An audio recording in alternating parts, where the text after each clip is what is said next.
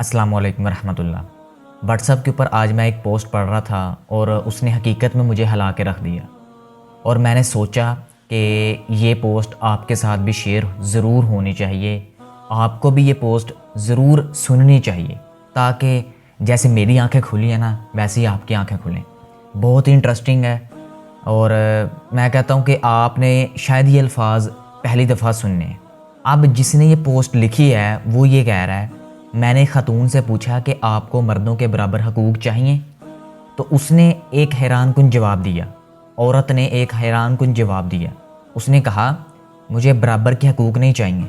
मैंने तफसील चाही तो उसने कुछ यूँ बयान किया, मतलब कहता है कि क्या वजह है, क्यों नहीं आपको बराबर के हकूक़ चाहिए। तो आगे से जो खातून थी उसने तफसील से जवाब दिया, मेरा जायदाद में बाप की तरफ से हिस्सा है, भाई की तरफ से हिस्सा है, बेटे की तरफ से हिस्सा है, खामद की तरफ से हिस्सा है। जब मैं मर्दों के बराबर आ जाऊंगी तो मैं इन हकूक़ से महरूम हो जाऊंगी।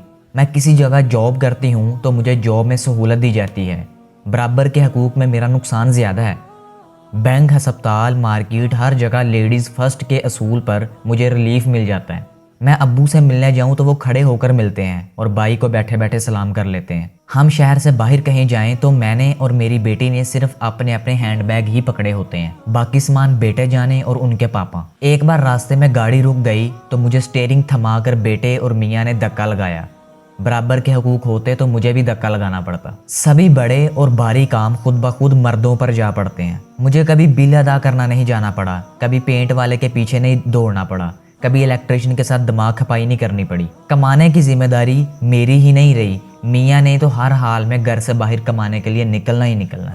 मैं कभी भी कह दूं आज कुछ नहीं पकाया, गर्मी लग रही थी या मूड नहीं था, तो बाजार से खाना आ जाता है। कोई ज़बरदस्ती नहीं, लेकिन इनको कोई काम से छुट्टी नहीं। मैं इनके कपड़े जूते बिना बताए किसी को उठवा सकती हूँ, वो ऐसा नहीं कर सकते। मियाँ की इनकम पर मुझे हक हासिल है, लेकिन मेरी इनकम पर सिर्फ मुझे ही हक हासिल है। ये औरत का जवाब है। मेरा लिबास इनसे महंगा होता है, मेरे जूते कपड़ों की तादाद इनसे ज़्यादा होती है। ऐसे बेशुमार फ़ायदे मुझे हासिल हैं। मैं बराबर के हकूक़ लेकर घाटे का सौदा क्यों करूं? इतनी पागल लगती हूं क्या? ये एक औरत का जवाब है कि अगर मैं बराबर के हकूक़ अगर ले लूँगी तो मुझे हर वो काम करना पड़ेंगे जो आज के माशरे में मर्द कर रहा है। आप ज़रा इसके बारे में क्यों नहीं सोचते कि इस्लाम आने से पहले औरत का क्या मुकाम था, क्या इज़्ज़त थी, क्या औकात थी औरत की? जिंदा गाड़ दिया जाता था ज़मीन में। इस्लाम ही है जिसने औरत को इज़्ज़त दी। इस्लाम ही है जिसने औरत को मर्दों ने अपने औरत को सर का ताज बनाया कि आज के मर्द कभी भी अपनी बीवी के मशावरत के बगैर नहीं चलते। कोई भी घर का फ़र्द है वो अपने पहले औरत से मशवरा करता है, माँ के रूप में हो, बहन के रूप में हो या बीवी के रूम में हो। और अगर आज की औरत ये कहे कि मुझे बराबर के हकूक़ चाहिए मर्दों के, तो फिर उसे कहो कि बाहर गाड़ी का धक्का भी लगाओ, फिर उसे कहो कि बिल भी अदा करके आओ, फिर उसे कहो कि अगर कोई तुम्हें लेडीज़ फर्स्ट का करके तुम्हें पहले जगह दे तो कभी भी ये काम मत करना कि पहले जाओ। अगर कोई भी जो मर्द काम कर रहे हैं वो फिर जाओ फैक्ट्री में जाके काम करो, जो भी करना पड़ता है मर्दों के साथ फिर काम करो, कभी भी नहीं होगा। क्योंकि ये जानती हैं कि कभी भी हम मर्दों के बराबर नहीं हो सकती। ये जानती हैं कि कभी भी एक मर्द औरत के और एक औरत एक मर्द के बराबर नहीं हो सकती। तो इस वजह से वो कहते हैं कि माशरे के अंदर जो फसाद और फितना बर्पा करने के लिए, हमारी नौजवान बच्चियों के दिमाग ख़राब करने के लिए ये जो कैंपेन चली हुई है, बस उनका मकसद सिर्फ पीछे प्रोपेगेंडा है, शैतानी एजेंडा है। और वैसे भी अल्लाह के नबी सल्लल्लाहु अलैहि वसल्लम ने फरमाया था कि क़यामत के करीब फितने बेशुमार हो जाएंगे, इस कदर बढ़ जाएंगे कि अगर कोई इंसान बचना चाहेगा भी तो नहीं बच सकता। बारिश के कतरों की तरह हर घर में मैं देख रहा हूँ कि दाखिल हो रहे हैं। तो हर इंसान इस टाइम फितनों का शिकार है। और सबसे बढ़कर जो औरत कुरान से दूर है, जो औरत दीन से दूर है, जो औरत इस्लाम से दूर है, जो औरत अहादीस से दूर है, वो तो समझे पक्की जहाल है। पक्की जहालत उसके अंदर भरी पड़ी है। उसके सामने अगर आके ये कोई कह देना कि हम औरतों को मर्दों के बराबर हकूक़ चाहिए, तो वो एक सेकंड से पहले साथ खड़ी हो जाएगी।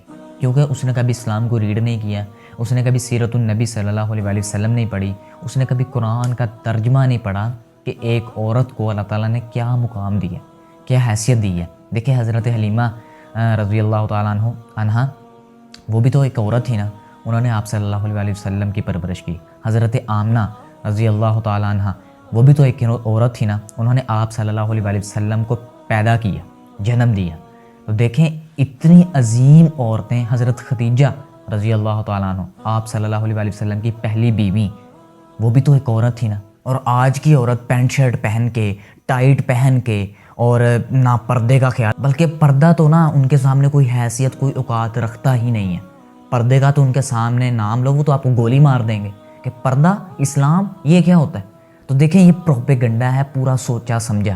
اور میں یقین سے کہتا ہوں آپ کے ارد گرد کوئی بھی ایسی عورت نہیں ہوگی جو ایسی سوچ کی مالک ہوگی، آپ کے خاندان میں ایسی کوئی عورت نہیں ہوگی جو ایسی سوچ کی مالک ہوگی۔ یہ پورا سوچا سمجھا پروپیگنڈا ہے۔ ان کو نہ حکومت سپورٹ کرتی ہے، نہ ایک مسلمان جو ہیں، مسلمان معاشرہ، وہ ان کو سپورٹ کرتا ہے، کوئی بھی ان کو سپورٹ نہیں کرتا۔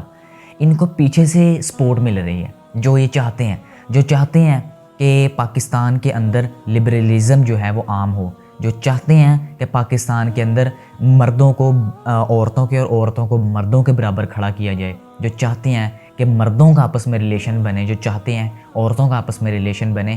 یہ صرف اور صرف ایک سوچا سمجھا پروپیگنڈا ہے جو ہم جیسے لوگوں کو ڈیوائیڈ کرنے پہ تلا ہوا ہے کہ یہ لوگ جتنا ہو سکتے ہیں تقسیم ہو جائیں، وہ لبرل ہو جائیں، یہ اسلامک ہو جائیں، یہ میٹھی میٹھی باتیں کرنے والے ہو جائیں، وہ ذرا کڑوا بولنے والے ہو جائیں، یہ ایسا ہو جائیں، یہ نمازیں پڑھنے والے ہو جائیں، یہ صرف قرآن کی باتیں کرنے والے۔ ان کی جو پوری کی پوری پلاننگ ہے نا کہ وہ تو ڈیوائیڈ پہ ڈیوائیڈ کرتے جا رہے ہیں۔ ایک بات اور یاد رکھیے گا، ایسے لوگوں کی تاریخ جو ہے نا، کوئی تاریخ نہیں ہوتی۔ 2018 یا 17 میں یہ کمپین چلی ہے، کیا ان کی تاریخ ہے؟ کوئی 100 سال 200 سال ہو گئے ہیں، اب بھی 5-6 سال ہوئے ہیں ہم عورت مارچ کا سن رہے ہیں۔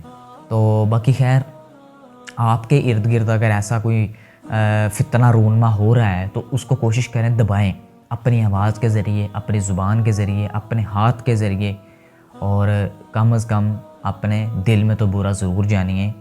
باقی اللہ تعالیٰ اگر وہ مسلمان ہیں، اگر وہ حقیقت میں مسلمان ہیں، تو اللہ تعالیٰ ان کو ہدایت عطا فرمائے۔ یا اللہ اگر ان کے نصیب کے اندر ہدایت نہیں ہے تو پھر تو ان کو تباہ و برباد فرما، جو مسلمان معاشرے کو تباہ کرنا چاہتے ہیں۔